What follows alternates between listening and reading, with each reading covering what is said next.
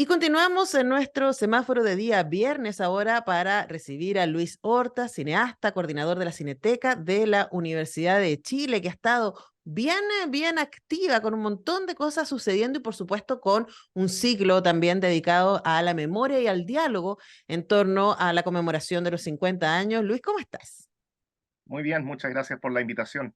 Bueno, siempre contentos de conversar contigo acá y por supuesto la Cineteca de la Universidad de Chile tiene una vocación por la memoria, ¿no? Y por supuesto en el contexto de estos 50 años ustedes han estado haciendo actividades, pero también tengo la impresión, y aquí va mi primera pregunta, pudiendo compartir material que ustedes han estado trabajando, ¿cierto? Rescatando y mejorando, ¿cierto? Poniendo ahí en disposición para que las personas puedan tener acceso a ellos. Cuéntanos cómo desde la Cineteca de la Universidad se ha estado viviendo este momento conmemorativo. Ujú. Claro, desde inicios de año, en realidad desde el año anterior, empezamos a hacer un trabajo reflexivo, sabiendo que iba a existir una serie de conmemoraciones y también qué lugar nosotros como institución pública del Estado, que fue violentamente impactada también por el golpe de Estado, nos íbamos a situar en términos discursivos. Entonces, eso fue un poco lo que empezamos a plantearnos, cómo pensar más que en instalar temas que sean netamente estéticos, trabajar desde una reflexión sobre el presente, ¿no? Cómo estos elementos, cómo este trauma histórico, cómo estos acontecimientos que siguen generando visiones encontradas hoy en el país, se pueden repensar desde la imagen en movimiento. Y a partir de eso trabajamos en la recuperación de varios materiales, trabajamos también en la curatoría de películas que no son habitualmente programadas o proyectadas en espacios de exhibición. Y dentro de eso hemos más bien instalado alguna mirada oblicua sobre lo que es el golpe de Estado desde la cinematografía, alejándonos de algunos lugares comunes y también de ciertas polarizaciones discursivas que están muy en la opinión pública. Por ejemplo, trabajamos con una retrospectiva de Hernán Fliman, que era un cineasta bien poco conocido, pero que estuvo trabajando en la Vicaría de la Solidaridad, recopilando testimonios de personas que fueron torturadas, y tuvo una serie de películas que trabajaron específicamente la violencia y el terror psicológico de la dictadura.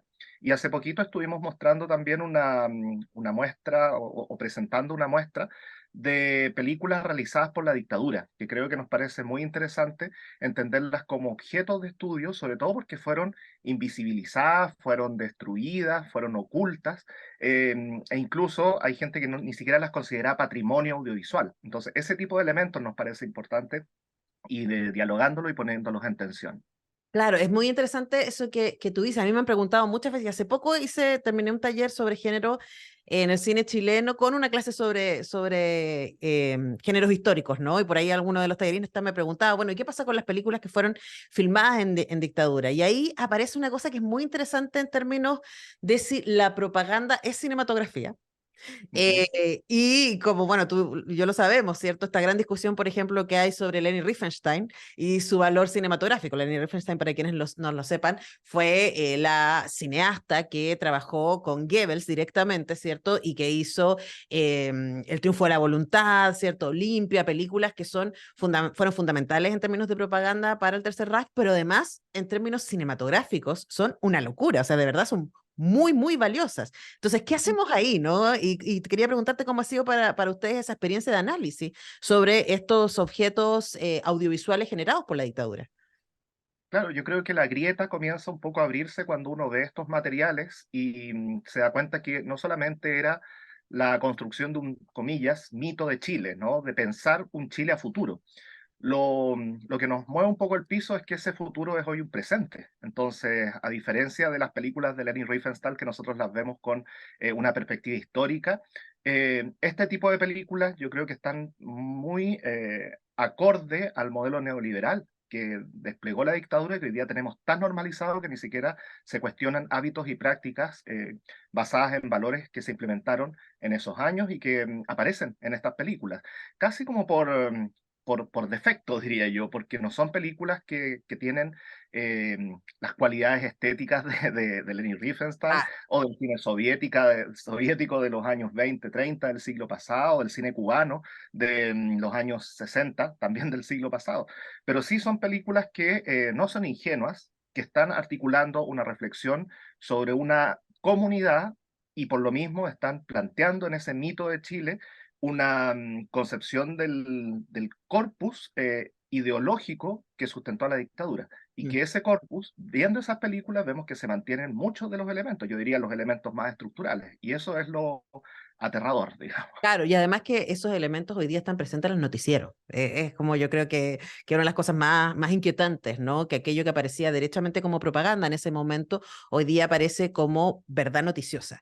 Y creo que ahí aparece algo que también es interesante y que me imagino estaba en vuestros diálogos. Y esto es algo también que quiero marcar y hacer ya la siguiente pregunta, ¿no? Que cuando hablamos del trabajo que ustedes hacen desde la Cineteca de la Universidad de Chile, no solamente un trabajo de restauración, ¿cierto? Del patrimonio, de resguardo, además ahora con esta casa nueva, ¿cierto? En la plataforma cultural de la Universidad de Chile ahí en Juan Gómez Millas, sino también hay un trabajo consistente que ustedes hacen desde los cineclub, no solamente el cineclub de la Sala Sacié, sino además un trabajo constante con la red de cineclubes, del ciniclubismo en general, para poder conversar las películas. Y en un momento en que tenemos tantos problemas con el diálogo, Luis, me parece que es importante a rescatar ese ejercicio, ¿no? De ver películas. Hace poco tuvieron una función increíble con Carlos Pinto, vi imágenes, ¿cierto? Llena, además, ahí en la Casa Central de la Universidad de Chile. Cuéntanos respecto a ese ejercicio del cineclubismo y del diálogo post funciones. Ujú. Sí, claro, nosotros desde el año 2008 comenzamos a trabajar en levantar un movimiento cineclubista en el país, en un contexto donde nadie hablaba ni de cineforos, ni de cineclubes, ni nada, y hoy día nos da mucho gusto y nos sentimos muy contentos que uno ve alguna programación, incluso de espacios comerciales que dicen acompañados de un cineforo, ¿no? O muestras fuera del circuito comercial que también incluyen diálogos con el público, ¿no? Y eso nos ha trasladado también a pensar cómo la experiencia cinematográfica es algo que tenemos que conservar también. No solamente conservar las películas, los afiches, no solamente acumular información, sino que tratar de abrir los espacios para que la experiencia cinematográfica no esté mediada por las 6.000 pesos que cuesta una entrada al cine, ¿no? Sino que esté básicamente instalada en lo que a nosotros nos pasa como comunidad en ese instante en que vemos una película, ¿no?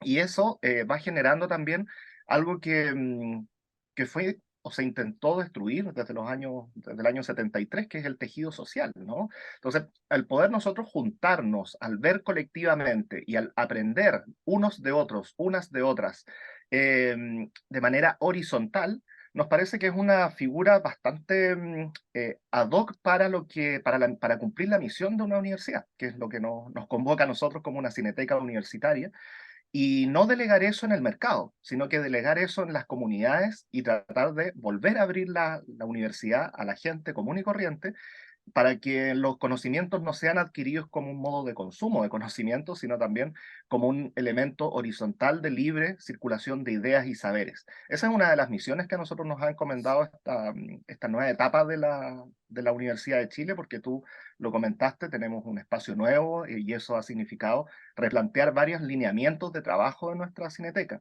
Y ser productores de saberes para nosotros es un elemento central que se vincula a la conservación de los archivos y la conservación del patrimonio audiovisual. Entonces, de ahí el cineclubismo es uno de nuestros pilares estructurales para vincularnos con los públicos. Sí, además me encanta esa idea de que la generación de saber viene del diálogo entre pares dispares, ¿no?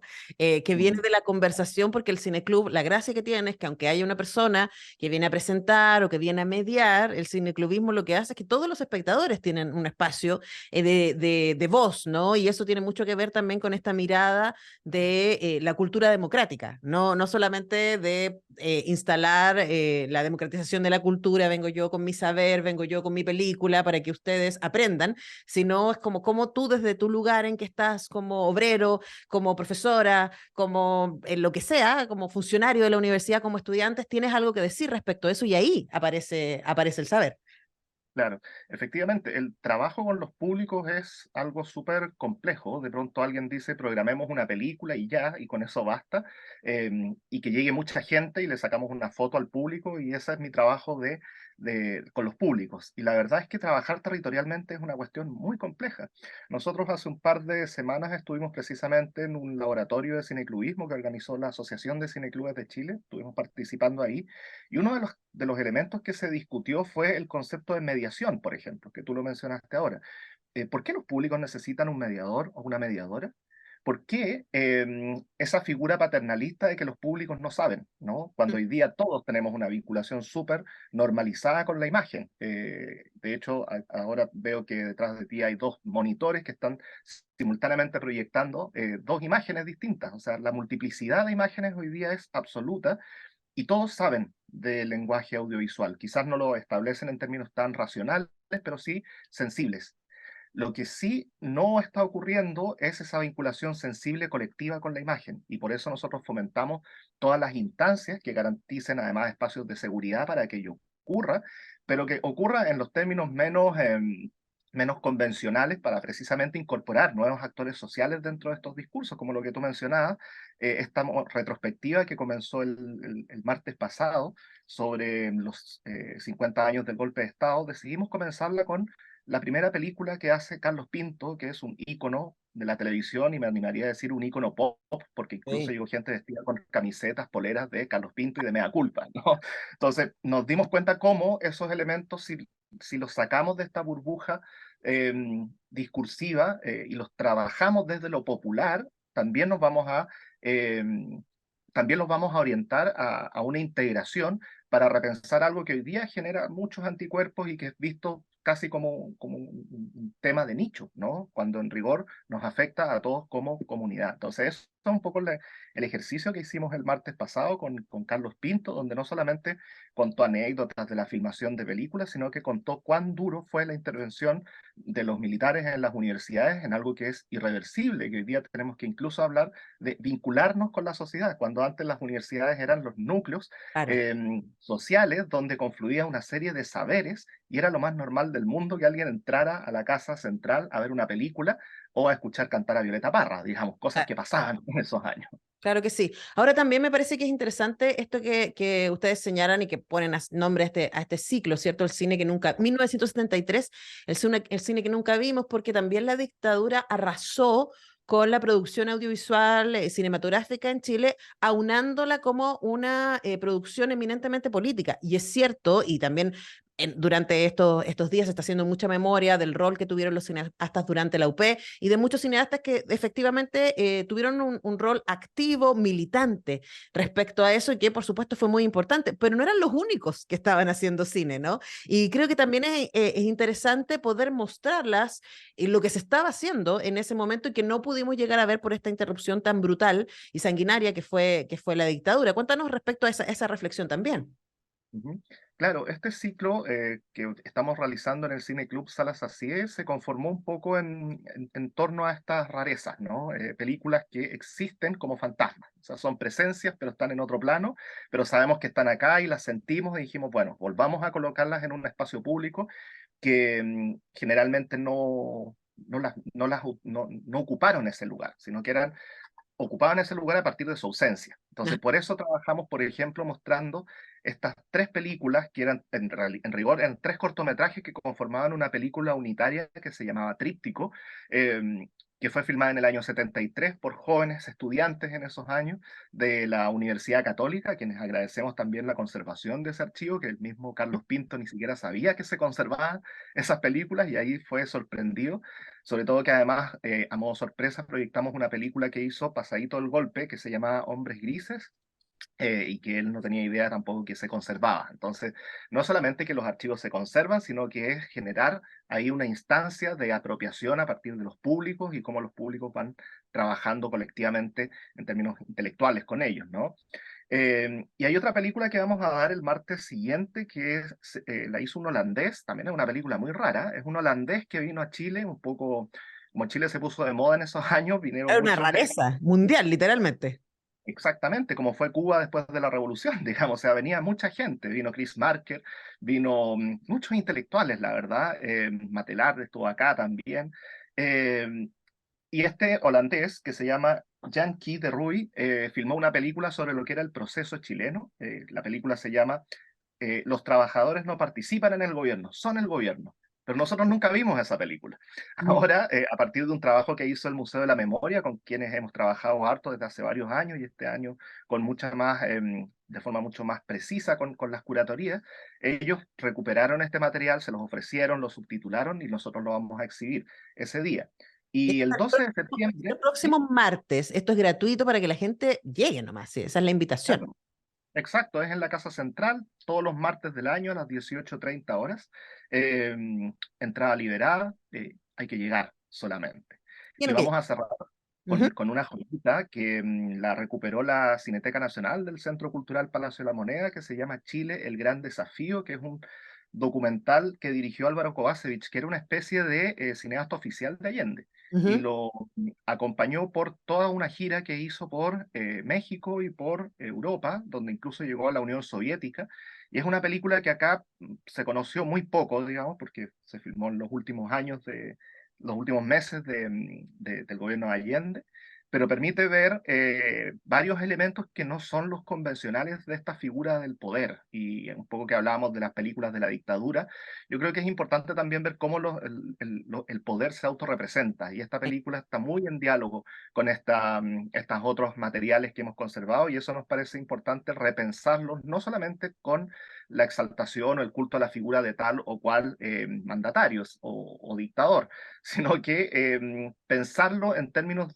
más amplios, ¿no? Sobre todo del poder, y hoy día que los micropoderes nosotros los vemos ejercerse en cualquier parte, ¿no? Cualquiera que viaje en metro o se suba al Transantiago verá cómo todos estos valores que se instalan en dictadura hoy día se ejercen en un cotidiano muy normalizado. Entonces, por ahí creo que vamos a ir pensando desde la estética esos modos de autorrepresentación, y con esta joyita que recién se va a mostrar ahora.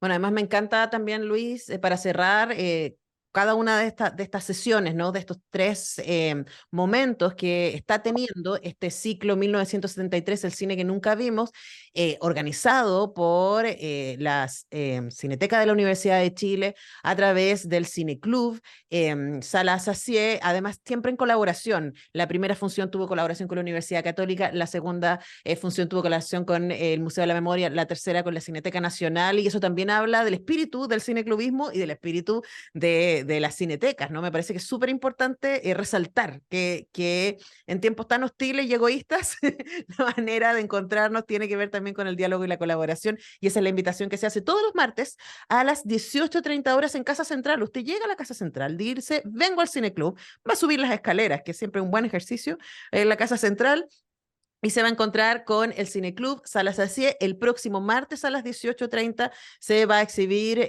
la película Los trabajadores no participan en el gobierno, son el gobierno, de Jenkins de Roy. Y el martes 12 cierra el ciclo con Chile, el gran desafío, de Álvaro Kovacevic. Hemos conversado con Luis Horta, coordinador de la Cineteca de la Universidad de Chile. Lucho, siempre un placer conversar contigo, querido.